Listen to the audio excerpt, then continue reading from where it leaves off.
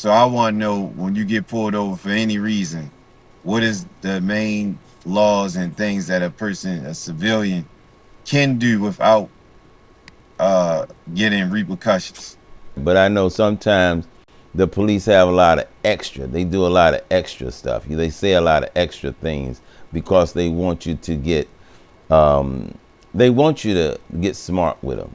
They like to escalate things, so that's why they pulled you over to give you, and most pullovers are predetermined anyway. They might have a ticket quota they might want to meet, or they just riding around angry because at our community because they think black men are all criminals. I don't think the justice system in this country is designed to be too much about fairness. It's about making money. If somebody is able to squeak justice out of it, so be it. Yeah, we have Larry Chapman coming out of Columbus, Ohio. I had a situation with a friend of mine in the Dayton area. They sent me some footage from this. I guess it's from an officer's cam, and Yeah, I believe I saw some of that. Is this the one where the guy had a fancy car, I believe a Bentley?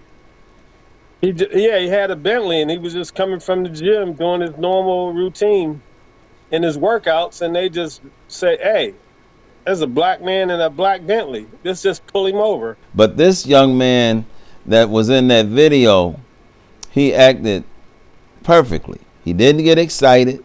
He didn't get angry, but he was totally and completely abused. I hope he goes and get a lawyer and sue them. What they're doing is that they're creating a reasonable suspicion of probable cause to stop the video. Now he is officially detained because they put him in handcuffs without reasonable suspicion or probable cause. And again, this goes back to a motion to suppress. Now look at this dog. The dog, normally if there is a hit, the dog starts barking uncontrollably. That's what happens. This dog doesn't make any type of bark. So therefore there's no drugs in that hit. Now it's a full-blown search. And this is totally illegal. So if let's say they did find a gun or drug in there, he would win this case in Pennsylvania and in most states because it's clearly an illegal search.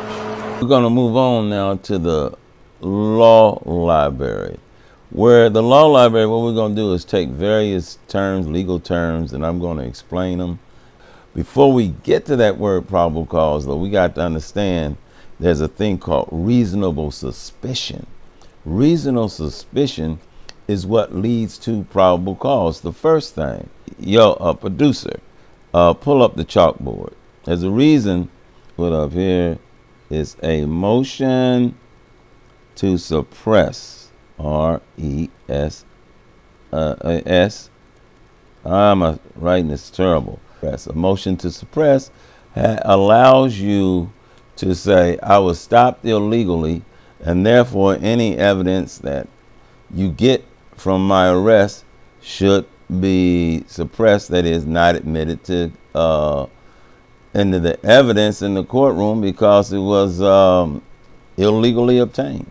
I'm going to talk about is what you should say and what you should not say. Now we got up on the screen here, don't be a dumbass. Well, there's various reasons. I like, sometimes it's not that everybody's not a dumbass. I don't want to put that out there.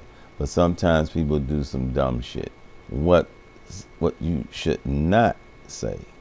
Do you have drugs or guns in this car? I have a question for you, officer. Does your mother have any drugs or guns in her car, asshole? Some people get away with it and some people don't. Damn, dog. All I did was ask if your mama got any drugs or guns in her car. Like, what the hell, bro? What the fuck?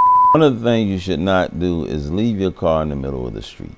That's wrong because it gives them an excuse to go inside the car and tow the car.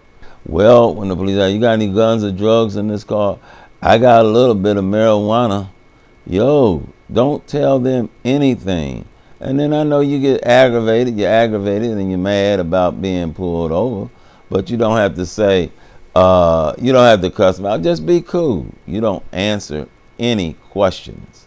And the law says you don't have to. They're asking you to confess to a crime. The Fifth Amendment tells you you don't have to what they call self-incriminate yourself. I don't care what they say. We gonna tow the car. We gonna live stop the car. You just have to take it in your mind. I don't care what they tell me. I am not gonna let them give them permission to search the car, because you, in the day's world, you don't know whether your cousin left a joint in the back of the car or not, in the back seat, or somebody might have left a bag back there.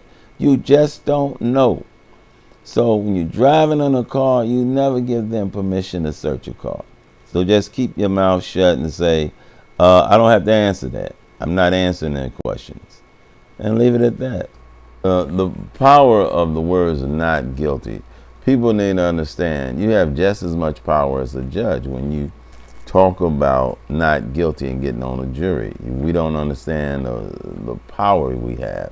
And that's something that I think that's why I got this shirt on. It's about not guilty. Saying those words has a tremendous amount of power.